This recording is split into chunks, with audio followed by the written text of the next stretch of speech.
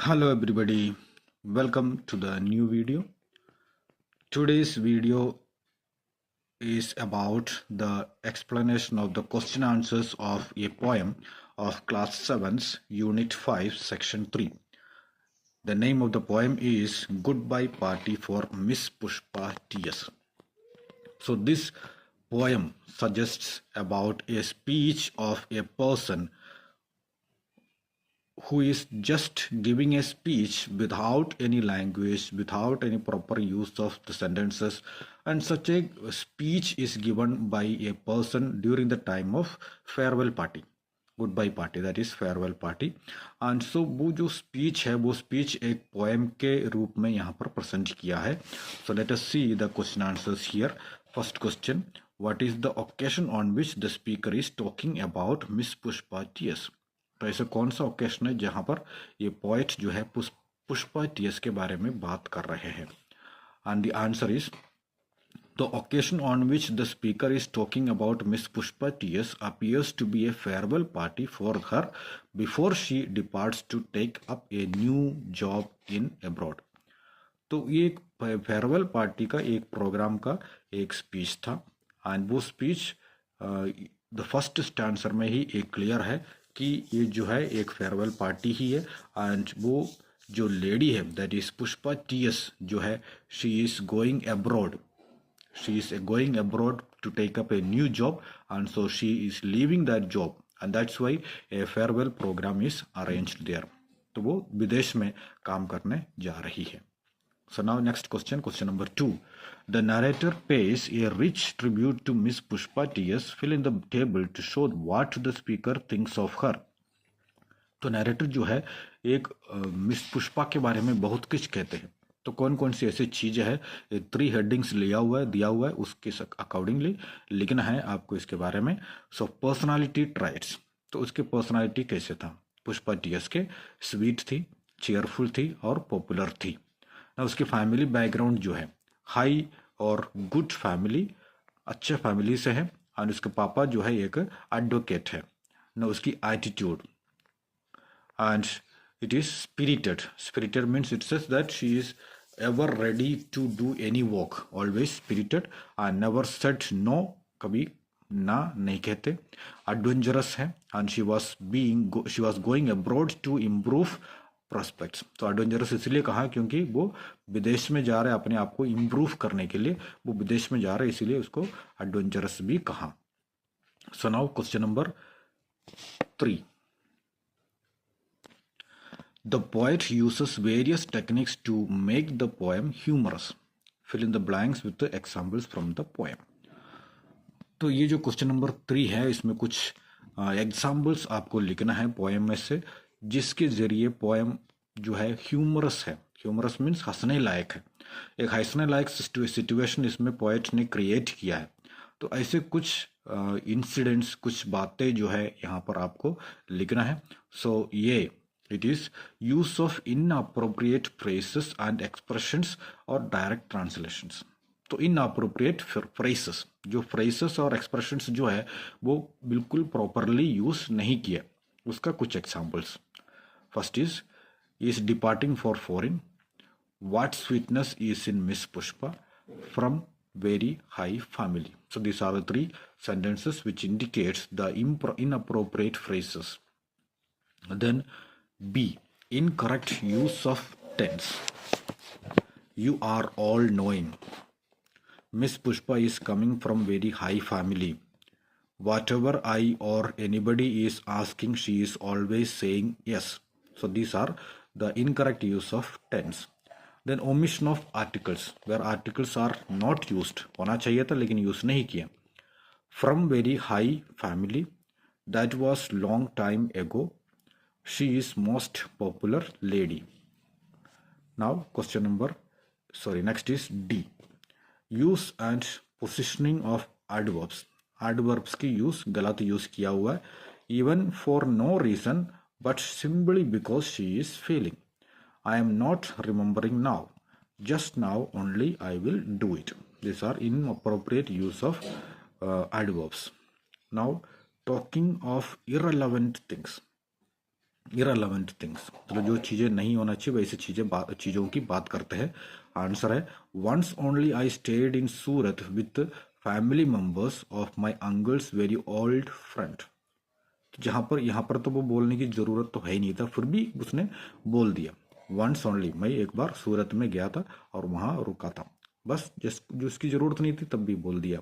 And his wife was cooking nicely, और उसकी जहाँ पर मैं रुका था उसकी जो वाइफ है बहुत बढ़िया खाना बनाती है, ये भी वहाँ पर बोलने का कोई सेंस नहीं था। Next is poor logic. She was saying just now only I will do it, that is showing good spirit। I am always appreciating the good spirit। of course the logic जो है, logic तो गलत है फिर भी use किया हुआ है in order to show her spirit towards the work। so now proceed to the question number 4। satire is a way of criticizing people or ideas in a humorous way। and how is this poem a satire?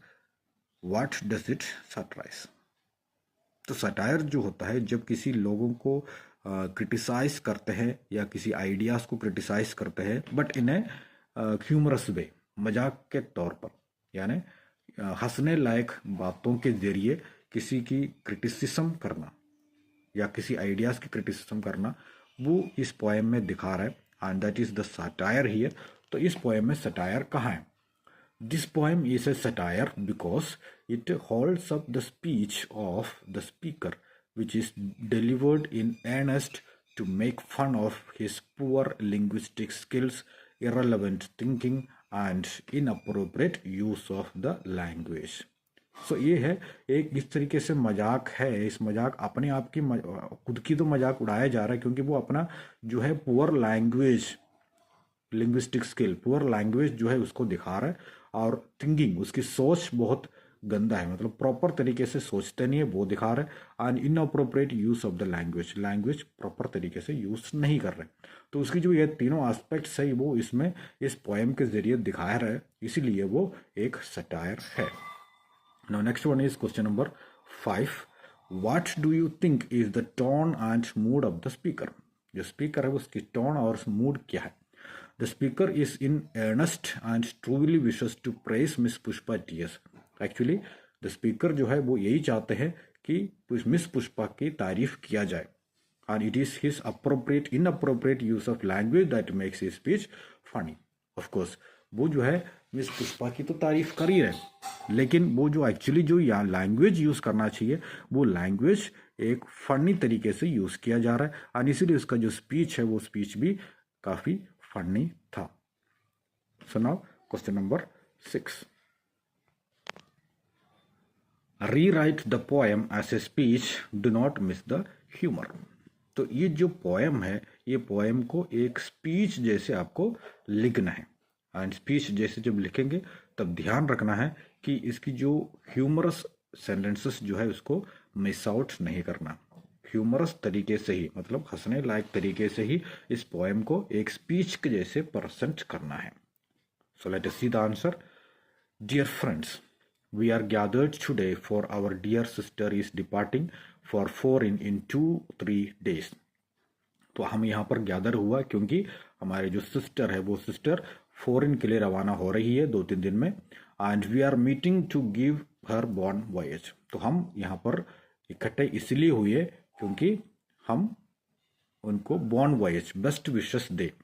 And you are all knowing, तो आपको पता है कि sweetness is in miss Pushpa. Miss Pushpa कितने sweet है।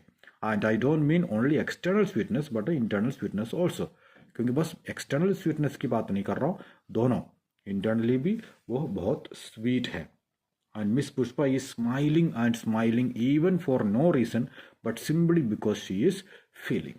तो miss Pushpa तो मुस्कुराती रहती है, एंड कभी कभी बिना रीजन भी वो मुस्कुराती रहती है, लेकिन just she wants to express, क्योंकि वो दिखाना चाहती है कि वो खुश है एंड दूसरों को भी खुश रखना चाहते हैं, इस वजह से वो मुस्कुराती रहती थी। And miss Pushpa is coming from a very high family, तो बहुत रिच और गुड फैमिली से आती है ये। उनके पापा जो है एक एडवोकेट है, हो सकता है बुलसर या सूरत में कहीं है जो एडवोकेट है। And I am not remembering now which place, लेकिन कौन सी जगह पे है और मुझे तो वो पता नहीं है। And miss Pushpa is most popular lady with main also and ladies also. तो मिस पुष्पा जो है बहुत पॉपुलर है लेडीज के साथ और मेन के साथ, सबके साथ, मतलब मिलजुल कर काम करती है। And where whenever I asked her to do anything she was saying just now only I will do it. तो जब मैं उससे कोई काम कहता हूँ तो तुरंत वो कहते just now I will do it, मतलब तुरंत मैं काम करता हूँ, सॉरी करती हूँ, वो कहती है, वो कभी मना नहीं करती है, कोई भी काम को मना नहीं करती है। And that is showing good spirit. And यही है उसकी जो गुड स्पिरिट है जो सबको होना चाहिए। And I am always appreciating the good spirit. And Pushpa miss is never saying no. Whatever I or anybody is asking, she is always saying yes. And today she is going to improve her prospect and we are wishing her bon voyage. तो पुष्पा जो है वो कभी no नहीं कहती है, चाहे वो अपने साथ के लोग हो या मालिक हो या ओनर हो, जो कोई भी कुछ भी कहे उससे, लेकिन कभी वो मना नहीं कर सकती है, हमेशा यस कहती है। और इसीलिए ना अभी जो है विदा लेने का टाइम हो गया, मीन्स गुड बाय कहने का टाइम हो गया। And so we wish her all the best. And so she is going abroad to improve her prospect, अपने कैरियर जो है वो इम्प्रूव करने के लिए वो विदेश में जा रही है।